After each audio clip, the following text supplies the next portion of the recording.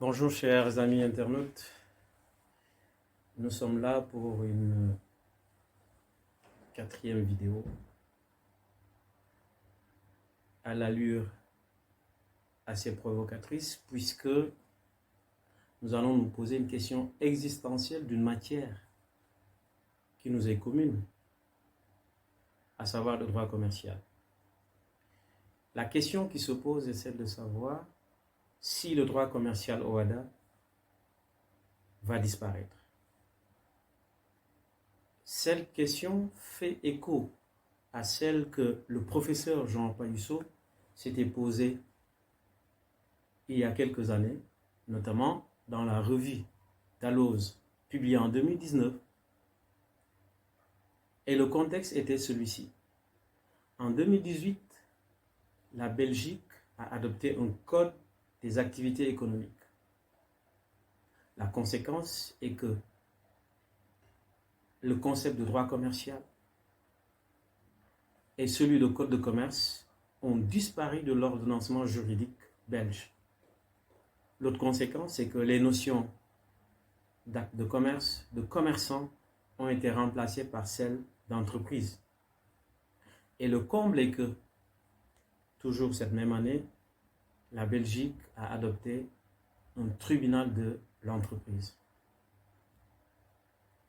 En France, la question s'est posée de savoir si, à la place du tribunal de commerce, on n'allait pas adopter un tribunal des activités économiques.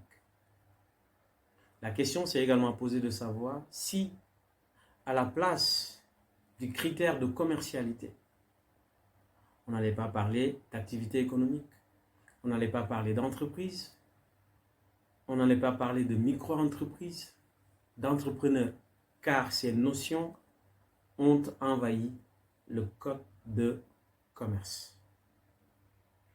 Mais également, on s'est toujours posé la question de savoir s'il ne fallait pas instituer un tribunal des activités économiques. Comment le législateur OHADA pourrait-il échapper à ce débat?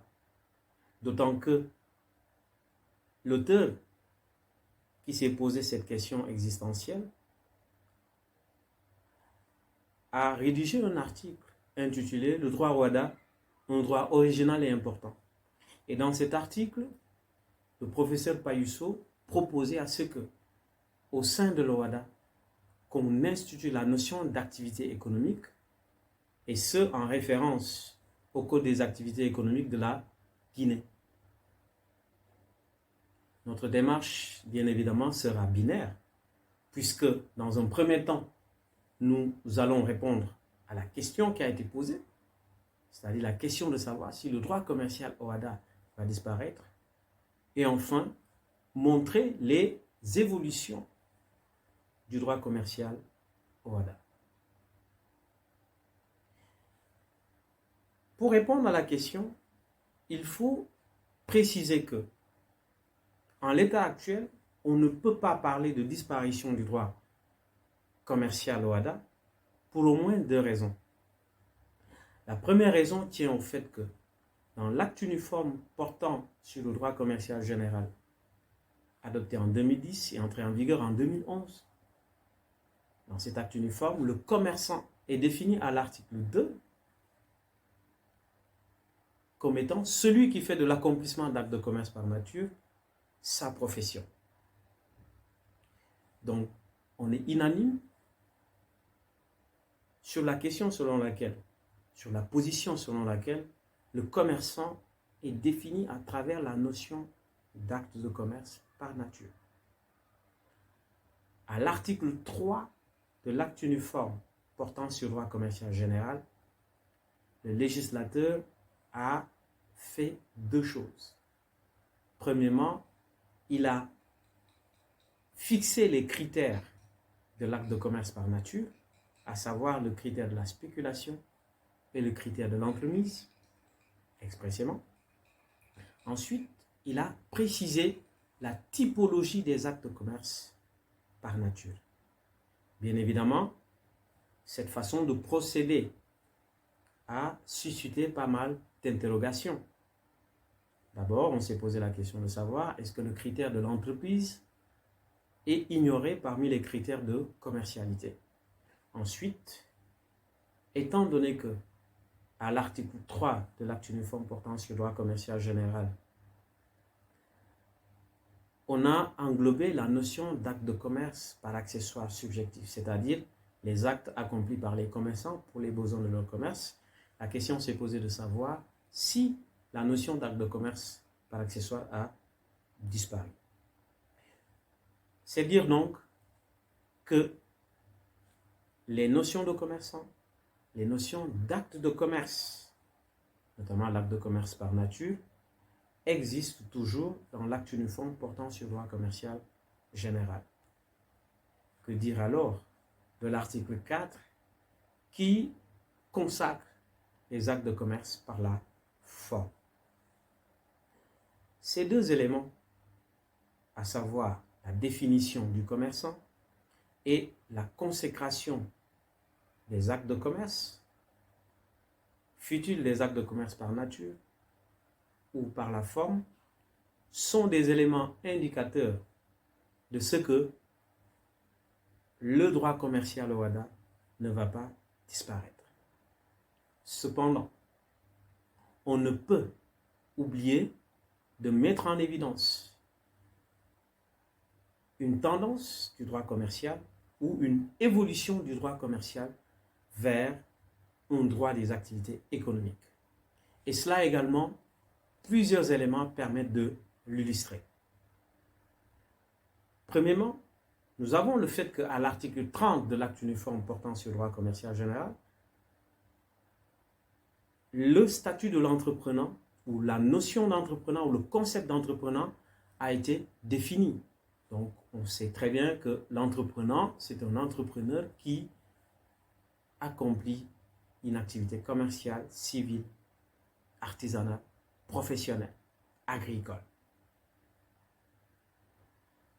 Deuxième élément, ce sont les articles 34, 35 et 76 de l'acte uniforme portant sur le droit commercial général.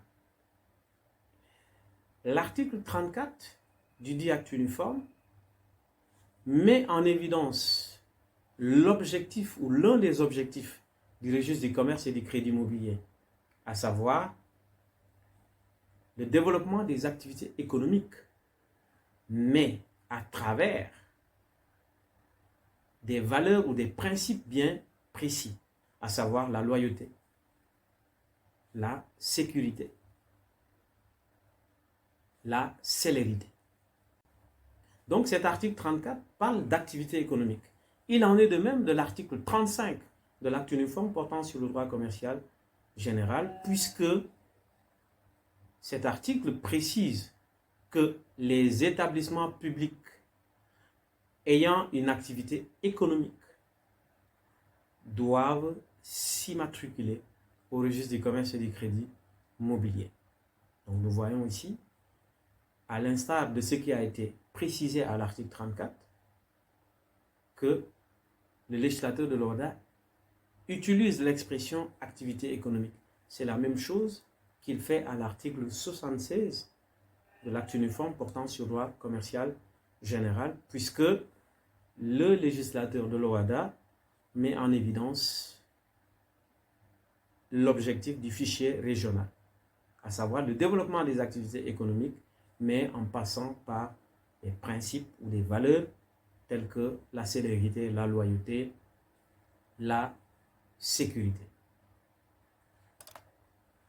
Dans l'acte uniforme portant organisation des procédures collectives d'apurement du passif, le législateur de l'OHADA, à l'article 1-3, parle de la notion d'entreprise. Or, nous savons bien que la notion d'entreprise est au cœur du droit économique et au cœur du droit des activités économiques. Pour s'en convaincre, il n'est que de se référer à l'annexe 1 du règlement numéro 3/2002 du Conseil des ministres de l'UEMOA relatif aux procédures applicables aux ententes et avis d'opposition dominante.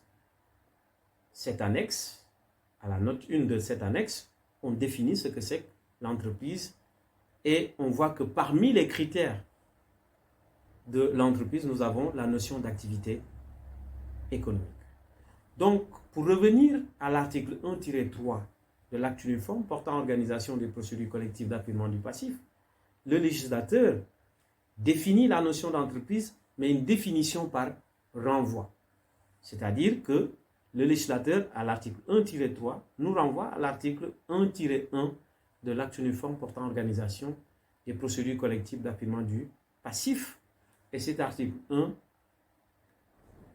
consacre ou spécifie les personnes soumises aux procédures collectives, à savoir les personnes physiques qui exercent une activité professionnelle, fût-elle une activité commerciale, agricole, civile, artisanale. Les personnes morales de droit privé, d'ailleurs l'article 1-1 de l'acte uniforme portant organisation des procédures collectives d'apurement du passif dit toutes les personnes morales de droit privé et enfin les entreprises publiques ayant la forme d'une personne morale de droit privé. Donc c'est dire que si le droit commercial OHADA ne va pas disparaître, parce que les notions d'acte de commerce, les notions de commerçant figurent toujours dans l'acte uniforme portant sur le droit commercial général, on ne saurait occulter cette tendance à prendre en compte la notion d'entreprise, on ne saurait occulter cette tendance à prendre en compte la notion d'activité économique. Voilà, chers amis, ce que je voulais partager avec vous. Je vous donne rendez-vous très prochainement pour une autre vidéo. Merci.